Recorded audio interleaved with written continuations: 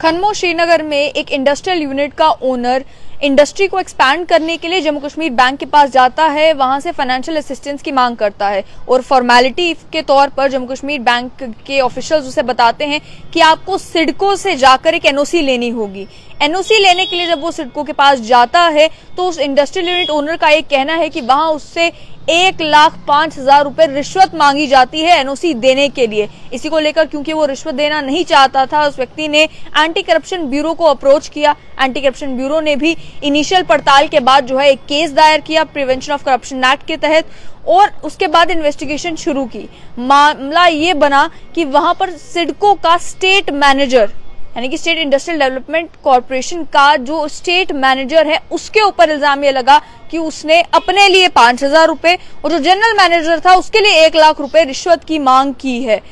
वहां से जब ये इनिशियली एक केस जो है वो दायर किया गया तो उसके बाद एक ट्रैप टीम ले डाउन की गई। जैसे कि आप जानते हैं कि एंटी करप्शन ब्यूरो की वर्किंग किस तरीके से होती है, कोई तहसीलदार हो, कोई पटवारी हो, कोई जूनियर इंजीनियर हो, इस तरीके के मामलों में एक ट्रैप टीम ले डाउन कर दी जाती है। जब मामला आता है कि भाई 5,000 रुपए रिश्वत मांगी गई है, 10,000 रुपए भी रिश्वत मांगी गई है, इस मामले में तो 1,05,000 रुपए जो है वो रिश्वत की कीमत थी। तो ट्रैप टीम ले डाउन करने के बाद रंगे हाथों सिडको के स्टेट मैनेजर को गिरफ्तार करती है एंटी करप्शन ब्यूरो, जिस स्टेट मैनेजर का नाम फयाज अहमद खान बताया जा रहा है। उसके पास से वो रिश्वत की रकम भी जो है वो बरामद की गई और रंगे हाथों उसे पकड़ा गया। उसके बाद आप जानते हैं प्रिवेंशन ऑफ करप्शन एक्ट की सेक्शन 7 और इंडियन पिनल कोड की सेक्शन 120B के तहत जो है वो FIR दर्ज हुई और उसी के तहत जो है अब केस भी आगे चलेगा, सजा भी मिलेगी। क्योंकि ये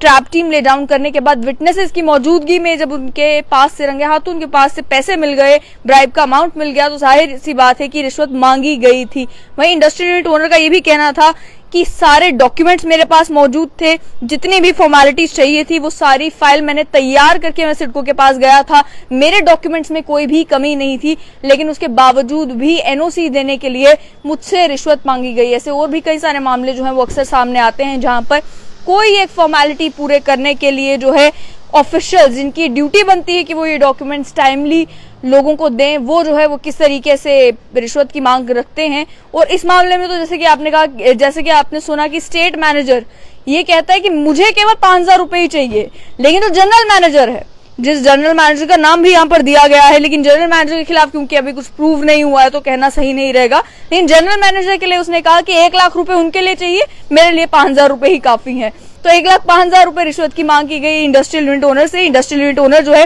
वो सूत्रशाही श्रीनगर का रहने वाला था और उसका जो इंडस्ट्रियल यूनिट था वो खनमो श्रीनगर में था। साथ ही में आपको ये भी बता दें कि सिडको का ये जो ऑफिस है वो सनत घर बेमीना श्रीनगर में है और Jammu Kashmir state industrial development corporation अभी भी बहुत सारी जो नई इंडस्ट्रियल पॉलिसी भी आई है, इंडस्ट्रीज जो सेटअप कर रहे हैं, इंडस्ट्रीज अगर किसी को एक्सपैंड करनी है, इंडस्ट्रियल एस्टेट में आपको इंडस्ट्रीज जो है अपनी वहां पे एस्टैब्लिश करनी है, इन सभी चीजों के लिए जो है अक्सर सिडको की परमिशन की जरूरत पड़ती है। और सिडको एक ऐसी ऑर्गेनाइजेशन, एक ऐसा इंस्टीट्यूशन है जिसमें इंडस्ट्रियल ओनर्स को अक्सर काम पड़ते ही रहते हैं, लेकिन उसके बावजूद भी वहां पर हाई ऑफिशियल इस तरीके से ओपनली ब्राइब की मांग रखते हैं। और ट्रैप टीम ले डाउन करने के बाद एंटी करप्शन ब्यूरो की सराहना करनी होगी कि उन्होंने इन्हें तो गिरफ्तार कर लिया, लेकिन और भी कई सारे मामले हैं जो ऐसे बनते हैं और लोगों को भी सतर्क होना पड़ेगा कि जब ऐसा मामला बनता है तो आप एंटी करप्शन ब्यूरो के पास जा सकते हैं। रिश्वत देकर काम करवा लेने से बेहतर है कि आप जो है मामला दर्ज करवाए और उन लोगों को पकड़वाए ताकि आपके बाद अन्य लोगों को जो है